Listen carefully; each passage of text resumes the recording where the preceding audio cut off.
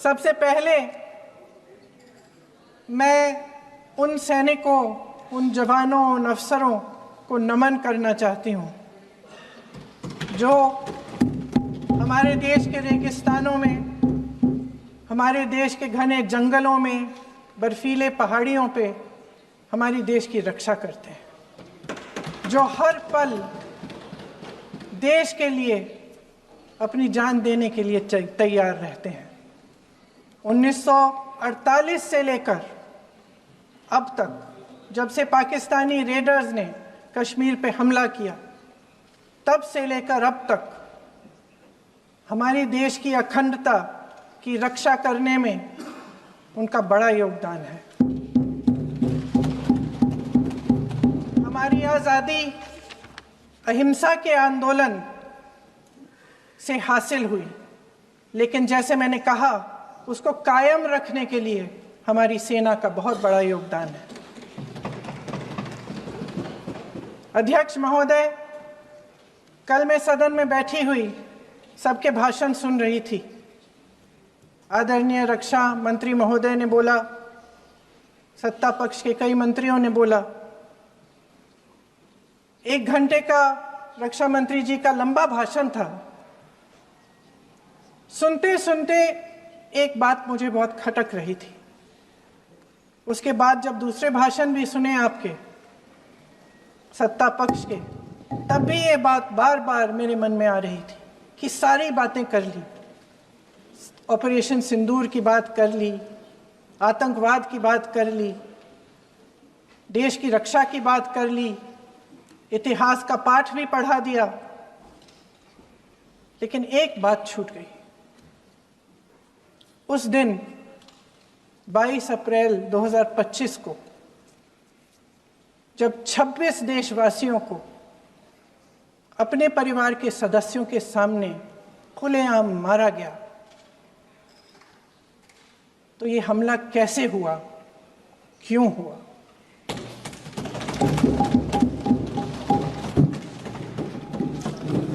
अध्यक्ष महोदय, ये लोग बैसारन वैली में, पहलगाम के पास कश्मीर में क्या कर रहे थे? आजकल पब्लिसिटी का दौर है, प्रचार का ज़माना है। कुछ समय से हमारी सरकार ये प्रचार कर रही थी कि कश्मीर में आतंकवाद ख़त्म हो गया है, कि कश्मीर में शांति है, अमन चैन है। प्रधानमंत्री जी ने खूब भाषण दिए, देशवासियों को कहा कि चलिए कश्मीर चलिए, सैर करिए। कई बार मैंने ये भी देखा मीडिया पर, टीवी पर, कि कश्मीर जाइए, ज़मीन खरीदिए, अब वहाँ अमन चैन है, शांति का वातावरण है। इसी बीच शुभम द्विवेदी, एक कानपुर के नौजवान, और उनके पूरे परिवार ने तय किया कि वो कश्मीर जाएंगे। शुभम द्विवेदी की 6 महीने पहले शादी हुई थी। उसकी पत्नी ने कहा कि उनके बीच एक ऐसा रिश्ता था, प्रेम और दोस्ती का ऐसा रिश्ता था कि वो एक दूसरे को बच्चों की तरह हंसाते थे। सोशल मीडिया पर एक वीडियो भी जारी है जिसमें पूरा परिवार एक साथ बैठा हुआ ताश खेल रहा है और ऐसे हंस रहे हैं, ऐसे हंस रहे हैं कि उस वीडियो को देख के किसी का भी दिल टूट जाए कि इस परिवार को इस तरह से उजड़ने क्यों दिया हमने। 22 अप्रैल 2025 को बैसारन वैली में मौसम का मिजाज अच्छा था। जैसे हर रोज़ लगातार 1000 से 1500 लोग वहाँ पहुँचते थे, उसी तरह से उस दिन भी तमाम पर्यटक वहाँ पहुँचे। वहाँ का रास्ता आसान नहीं है अध्यक्ष महोदय जी, जंगल से जाना पड़ता है, पहाड़ों के बीच जाना पड़ता है, घोड़े से जाना पड़ता है। ये परिवार वहाँ पहुँचे, मौसम सुहाना था, उनके बच्चे ट्रैम्पोलिन पे खेल रहे थे, कोई जिपलाइन कर रहा था, कोई चाय पी रहा था, तो कोई कश्मीर की सुंदर वादियों की ठंडी हवा का मज़ा ले रहा था। शुभम अपनी पत्नी के साथ एक स्टॉल पे खड़े थे। तभी अचानक 4 आतंकवादी जंगल में से निकलते हैं और शुभम को वहीं अपनी पत्नी के सामने मार डालते हैं। उसके बाद वे वहां से पूरे वैली में 1 घंटे के लिए लोगों को चुन चुन कर मारते हैं। किसी के पति को अपनी पत्नी के आंखों के सामने, किसी के पिता को अपने बेटे के सामने, चुन चुन कर 26 लोगों को मार डालते हैं। शुभम की पत्नी घबराकर वहां से भागने की कोशिश करती है, अपनी जान बचाने के लिए जंगल की तरफ दौड़ती है। वहां पता चलता है कि तमाम लोग जंगल की तरफ दौड़े हैं और अपनी जान बचाने की कोशिश कर रहे हैं। कोई अपने बेटे का हाथ पकड़ के पहाड़ों पर घसीटता हुआ जा रहा है, कोई कश्मीरी घोड़े वालों और गाइडों की मदद लेते हुए चले जा रहा है। कोई रास्ता नहीं है, कोई तरीका नहीं है, लेकिन किसी न किसी तरह से शुभम की पत्नी के शब्दों में किसी ऐसी शक्ति ने हमको बचा कर रखा कि हमें किसी न किसी तरह से हम अकेले नीचे पहुंचे। और मैं उनके लफ्ज पढ़ना चाहती हूं, क्योंकि उन्होंने कहा कि इस पूरे समय जब 1 घंटे के लिए चुन चुन कर भारतीय नागरिकों को मारा जा रहा था, इस पूरे समय उसे एक सुरक्षाकर्मी नहीं दिखा, एक सैनिक नहीं दिखा।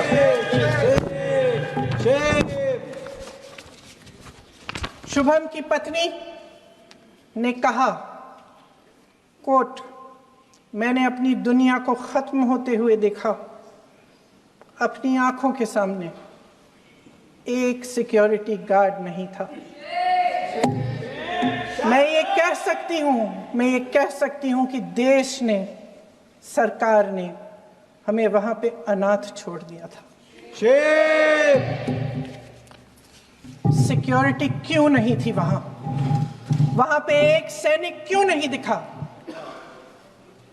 क्या सरकार को मालूम नहीं था कि यहां रोज 1000 से 1500 पर्यटक जाते हैं? क्या सरकार को मालूम नहीं था कि यहाँ के को पहुंचने के लिए जंगल के रास्ते से जाना पड़ता है? अगर कुछ हो जाएगा तो लोग वहां से निकल नहीं पाएंगे।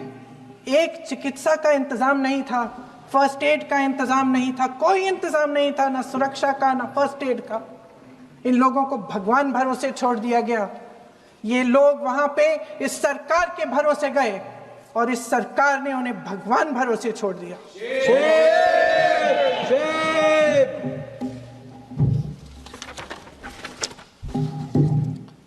मैं पूछना चाहती हूं, ये किसकी जिम्मेदारी थी? इस देश के नागरिकों की सुरक्षा की जिम्मेदारी किसकी है? क्या इस देश के प्रधानमंत्री की नहीं है? क्या इस देश के गृह मंत्री की नहीं है? क्या इस देश के रक्षा मंत्री की नहीं है? क्या एनएसए की नहीं है? अध्यक्ष महोदय, पहलगाम हमले से सिर्फ 2 हफ्ते पहले हमारे गृह मंत्री महोदय जी कश्मीर गए थे। किस लिए गए थे?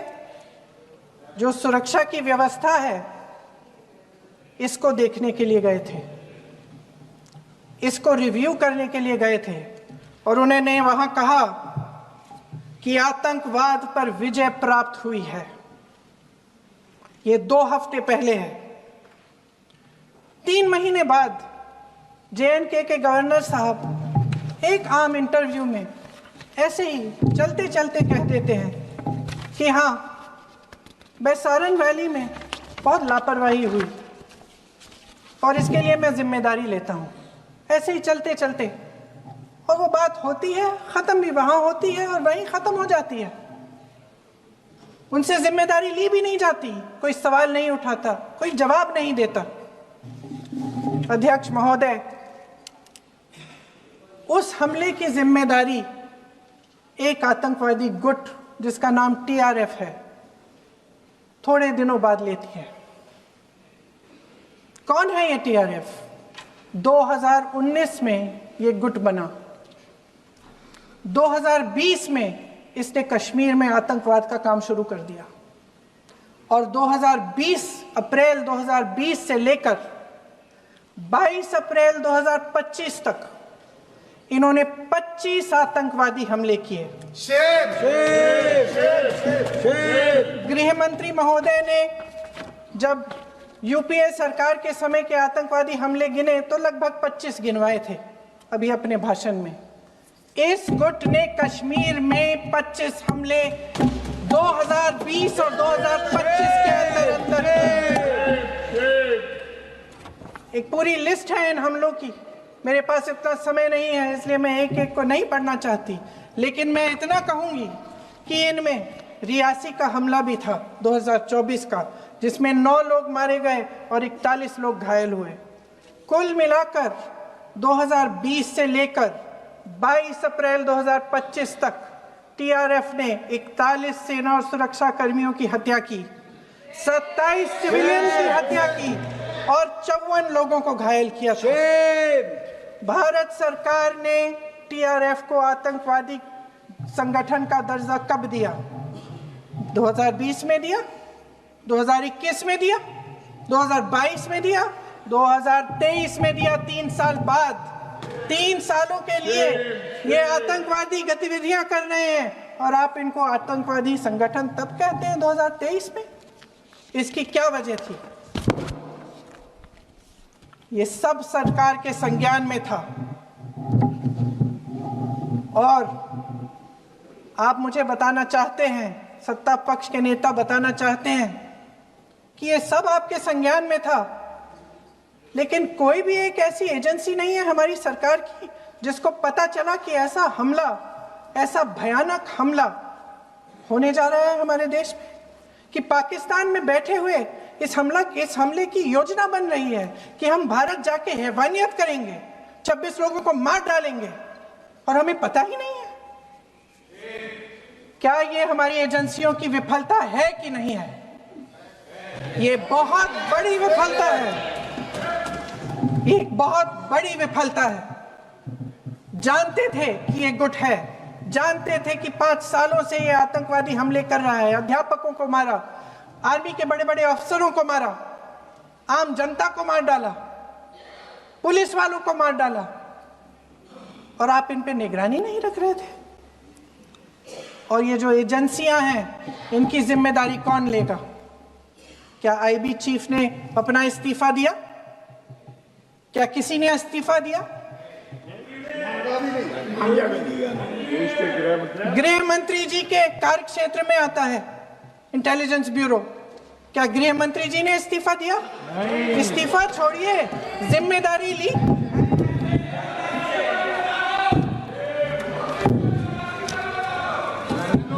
साहब देखिए, इतिहास की बात आप करिए, मैं वर्तमान की बात करना चाहती हूँ। आपको तो एक बहाना चाहिए, आपको तो एक बहाना चाहिए। पूरे परिवार का नाम गिनवा देते हैं। अरे अपनी जिम्मेदारी खुद लीजिए। 11 सालों के लिए तो सत्ता में आप हैं। नेहरू को छोड़ नहीं रहा। कल माननीय गौरव गोगोई जी ने अपने भाषण में पूछा गृह मंत्री जी से, क्या आपकी जिम्मेदारी नहीं थी? मैं देख रही थी। राजनाथ जी, रक्षा मंत्री जी यूं यूं अपना सर हिला रहे थे, कुछ बोले नहीं। अंदर से ये महसूस हुआ होगा कि यहाँ कुछ जिम्मेदारी थी, लेकिन माननीय गृह मंत्री महोदय जी हंस रहे थे, वे हंस रहे थे।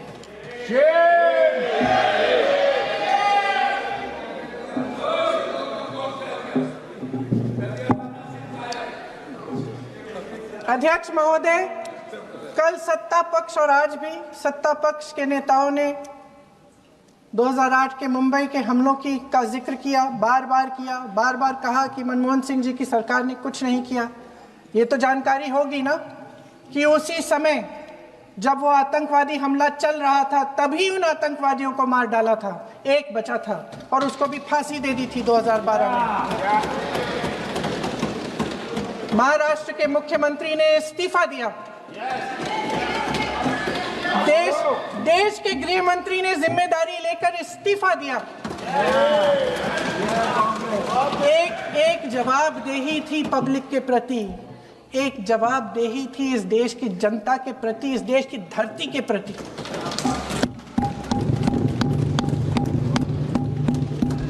राजनाथ जी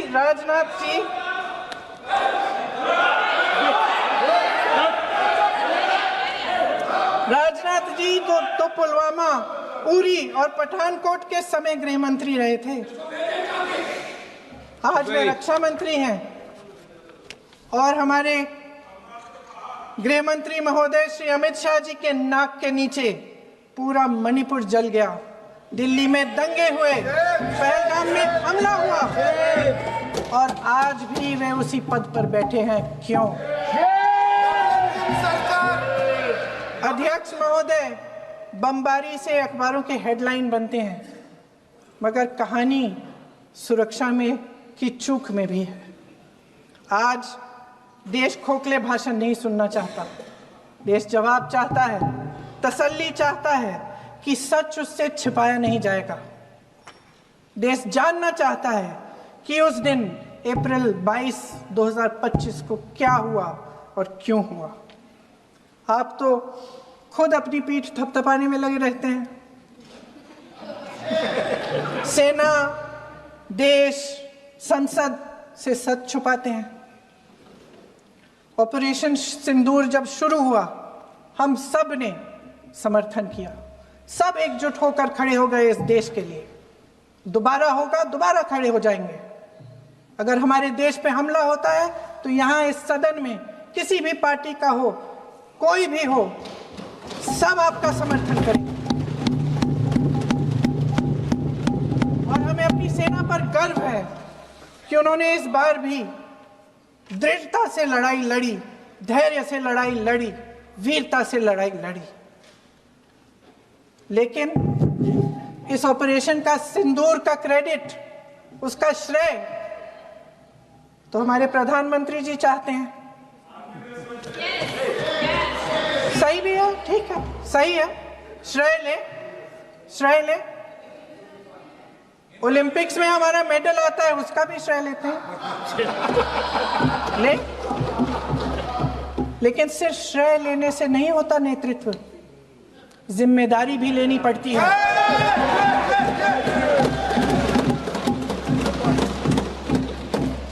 देश के इतिहास में ये पहली बार हुआ, देश के इतिहास में ये पहली बार हुआ कि जंग होते होते ही रुक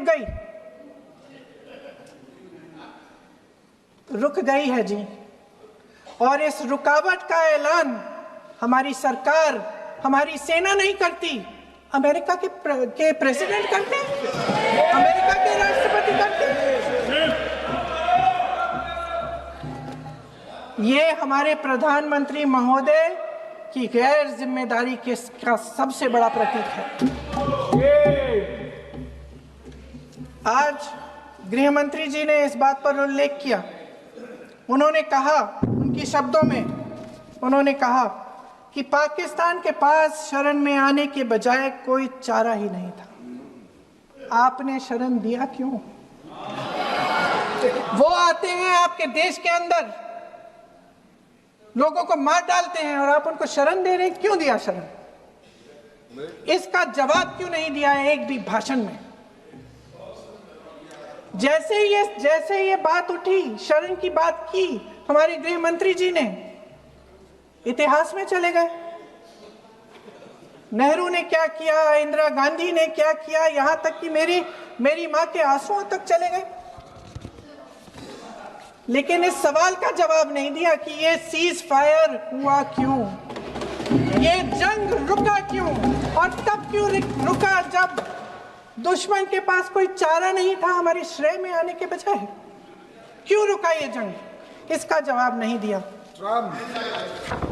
धन्यवाद। आप देंगे?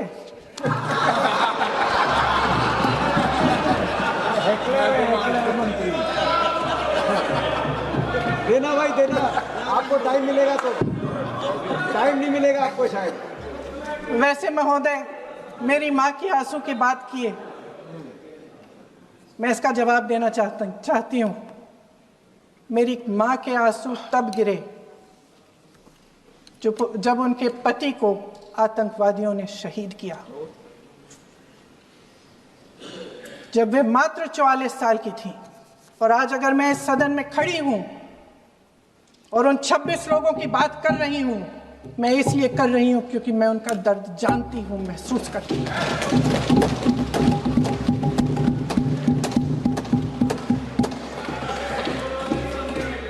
अध्यक्ष महोदय, मैंने कहा कि देश का नेतृत्व सिर्फ उपलब्धियों का श्रेय लेने से मजबूत नहीं होता।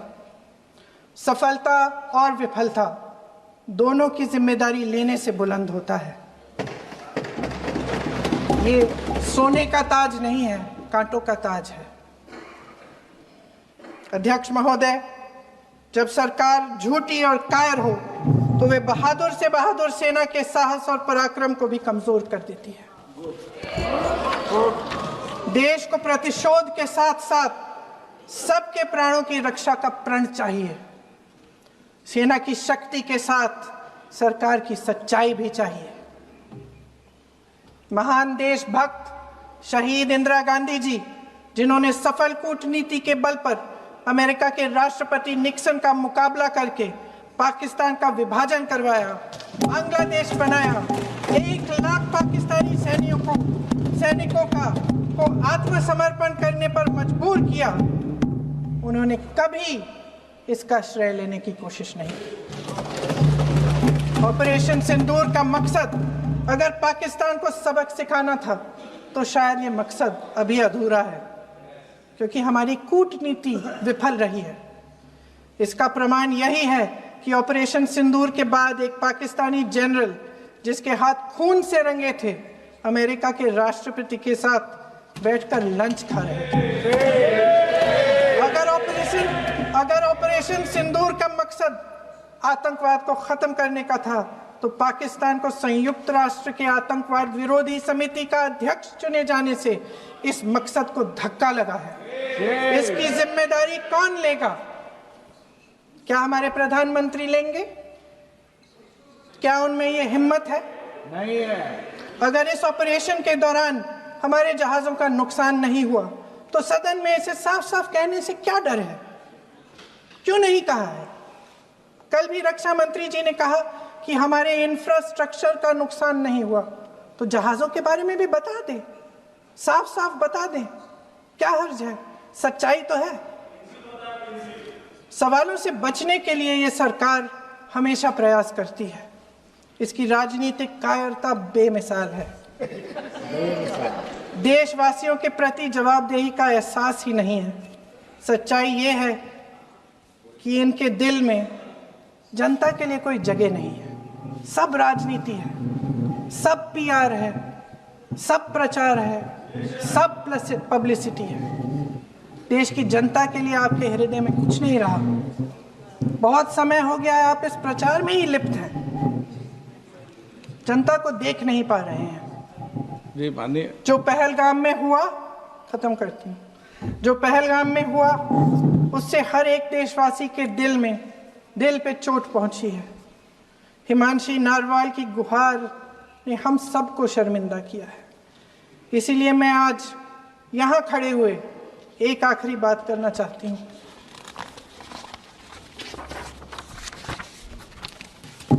इस सदन में लगभग सभी के पास सुरक्षा है, सुरक्षा की व्यवस्था है। हम जहां भी जाते हैं हमारे साथ सुरक्षा कर्मी आते हैं। आपको भी मिल जाएगी, आप मंत्री बन जाएंगे, आपको भी मिल जाएगी। मैं मजाक की बात नहीं कर रही हूँ, थोड़ा सा धैर्य रखिए। उस दिन पहलगाम में 26 परिवार उजड़ गए। 26 लोगों को अपने परिवार के सदस्य के सामने मारा गया। 26 बेटे, पति, पिता गुजर गए। उनमें से 25 भारतीय थे।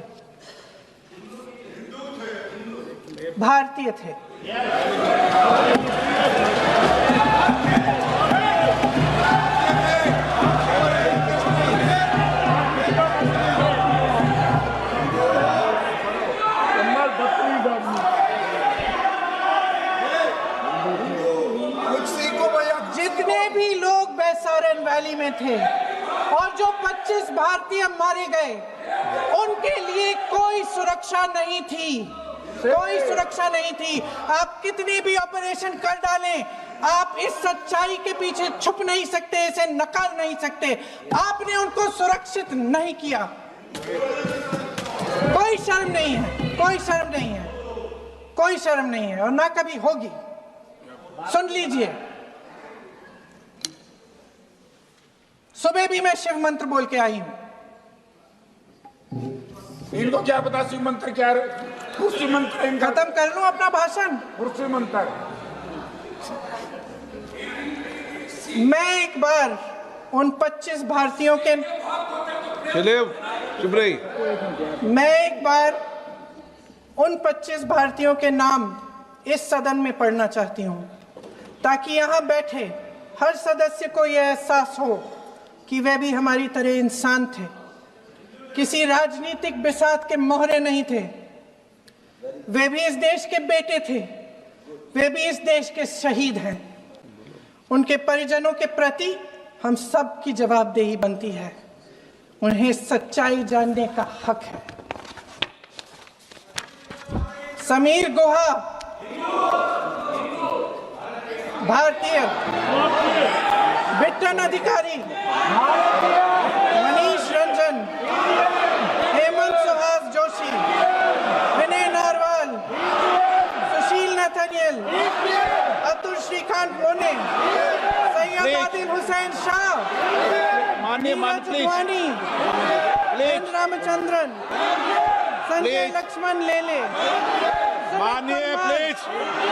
दिनेश अग्रवाल, दिलीप दिल से, प्रशांत कुमार सतपति, JS चंद्रमौली। अब बोलिए, अब आराम से। JS चंद्रमौली, यतीश परमार, S मधुसूदन राव, माननीय सदस्य, नारेबाजी का सदन नहीं है। शैलेश कलाटिया, ये तरीका ठीक नहीं है आपका।